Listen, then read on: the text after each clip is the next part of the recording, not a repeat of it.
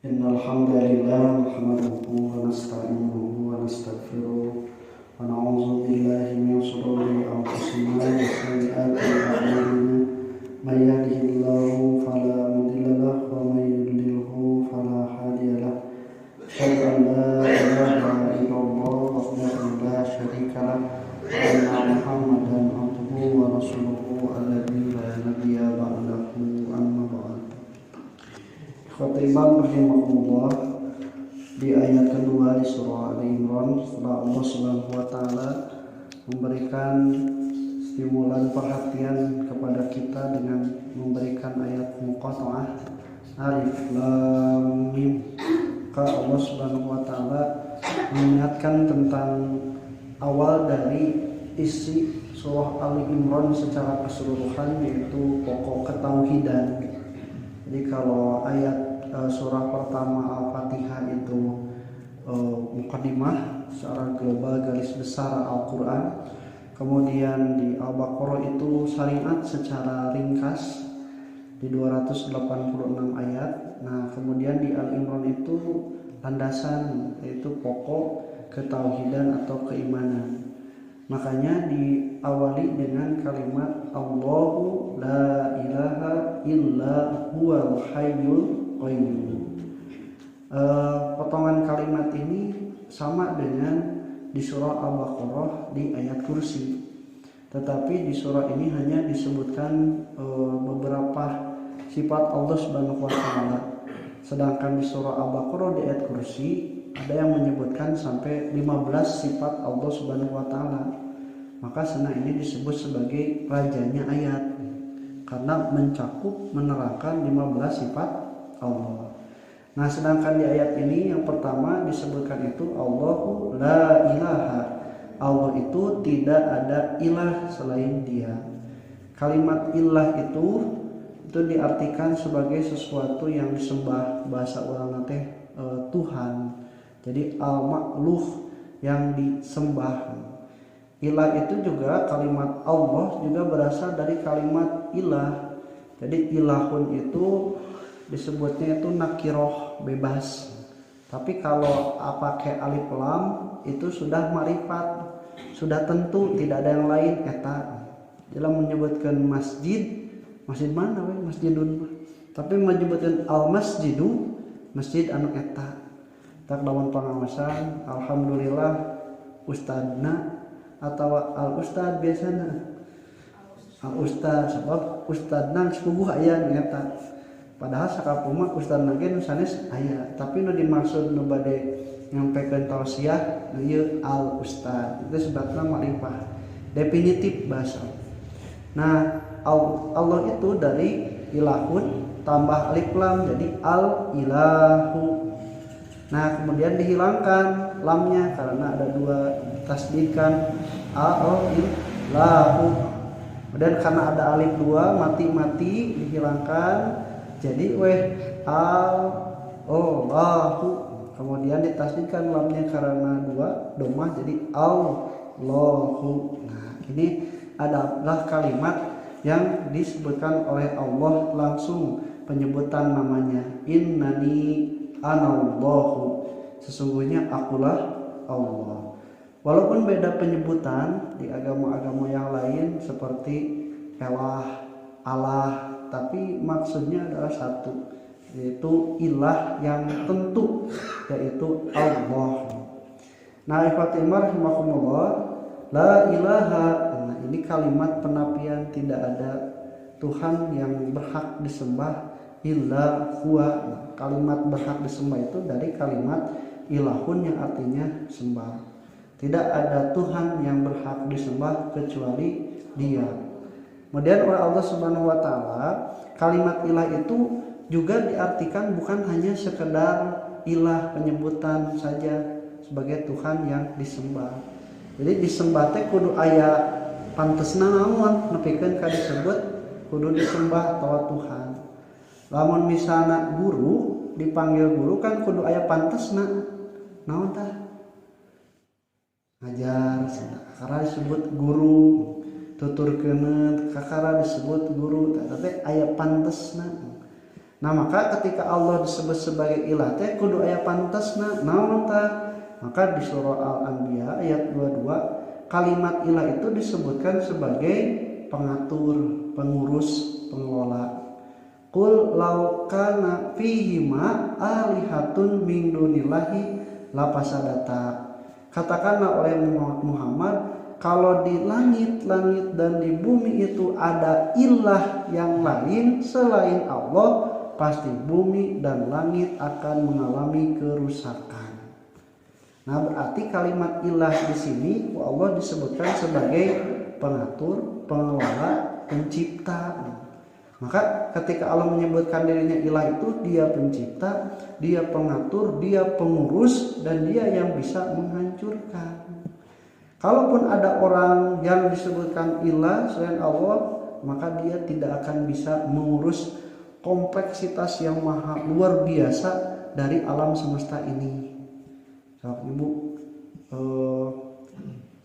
matahari baik mentelat teh sababaraha detik tawa sabaraha menit. Atawa lamun gancang teuing, atawa lamun lila teuing.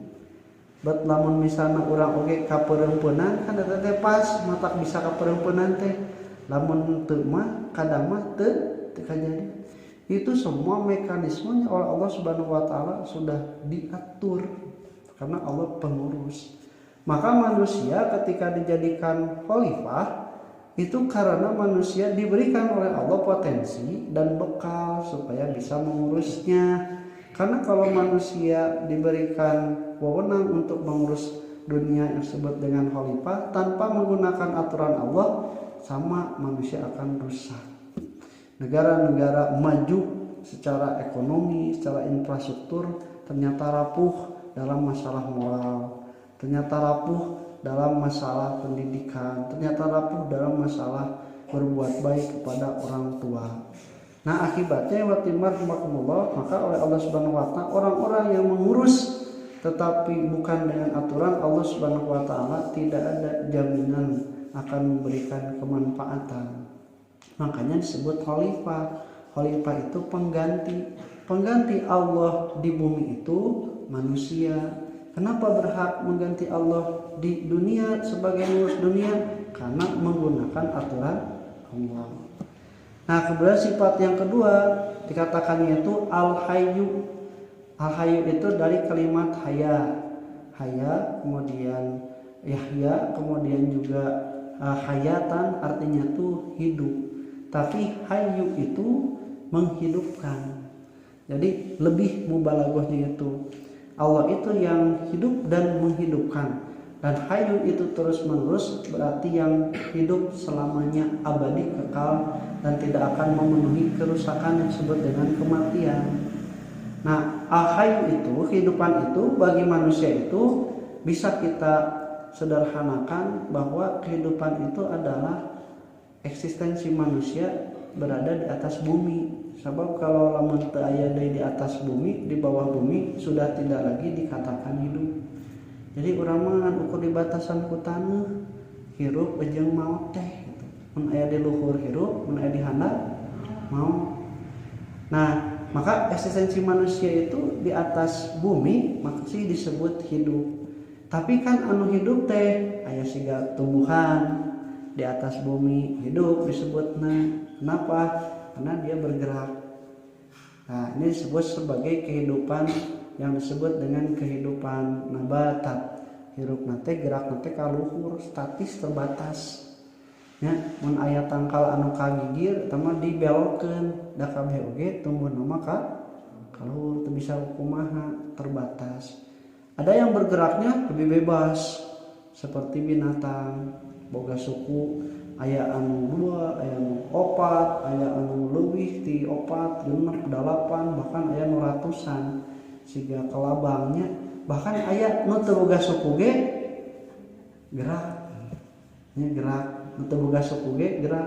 Cacing, orai, pauk, kusirip itu bergerak kehidupannya itu. Namun misalnya teu bergerak berarti kehidupannya itu sudah mulai menurun. Ya lamun misalnya tingkat kehidupannya sudah tinggi, menurun tingkatnya. Mun misalnya sato teu walak kaya anu ku didinya we hirup keneh eta teh turun karena kehidupan tanaman gitu, tingkat derajat grade kehidupan teh tentu berbeda kualitasna. Dengan ukur cicing ukur didinya ujung bisa kaditu kadieu makanan yang didapatkan akan banyak tentunya, kemudian juga dia bisa menemukan hal-hal yang baru karena dengan geraknya itu. Nah disebutna teh we sebagai hayawan, gerak wae sebutna teh tak urang ge sebutna teh hayawan sababnya kaditu kadieu nuti ditu kadieu nuti dieu kaditu wah beurnya jalma teh paulit sebab hirup nate gerak. Nah kehidupan lagi tingkatnya itu bukan hanya sekedar gerak tapi juga merasa, kudu ngarasakeun apa panas, oh iya teh panas hirup mun aya pun teh nya anu atos pikun aya anu atos kaku nya itu tingkat kehidupannya sudah mulai menurun. Dan hirup nu kadua mah dia merasa dengan kulit, bahkan merasa dengan hati nya entak nu gelo mah tara nyeri hatenya nah, itu karena kehidupannya sudah menurun lagi. Terus yang ketiga, kehidupan itu ditandai dengan mengetahui, apal.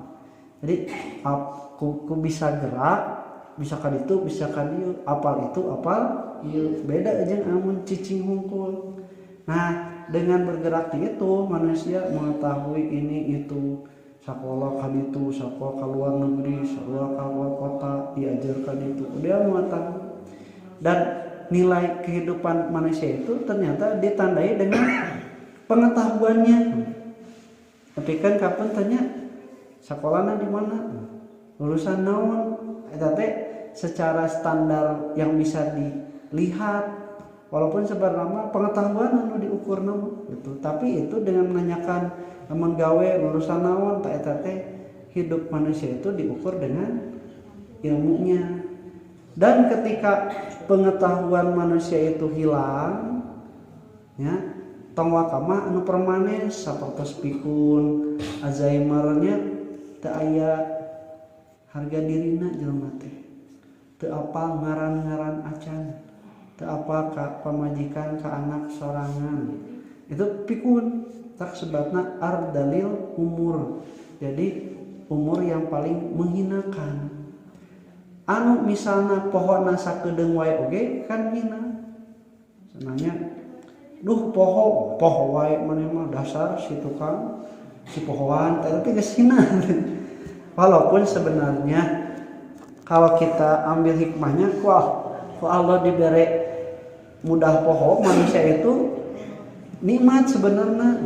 Jadi lamun nyeri hate ku ayana poho mah teu kailaan. Namun mengalami sesuatu yang buruk atau sesuatu yang buruk kusabab poho manusia teu katutuluyan kenyerian, salah satu hikmah. Nah kemudian yang ketiga disebutkan Allah itu al-qayyum. Nah, qayyum itu dari kalimat qawam.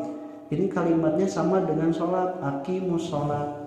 Kata para ulama qawam itu artinya menegakkan sesuatu dengan sempurna. Jadi aqimus sholat itu menegakkan sholat dengan sempurna. Apa yang sempurnanya? Rukun dan syaratnya, baru itu disebut sebagai aqimus sholat, iqamah sholat. Nah, sedangkan qawam di sini Allah Subhanahu wa taala adalah mengurus, menegakkan, mengelola dengan sempurna. Dengan sempurna. Semuanya haknya diberikan dengan sempurna. Tidak akan meninggal kecuali sudah sempurna rezekinya, sudah sempurna umurnya. Sebab umur panjang rezekina beak atuh doi. Terus misalnya umur beak rezekina aya keneh atuh mubazir, tah itu sudah sempurna.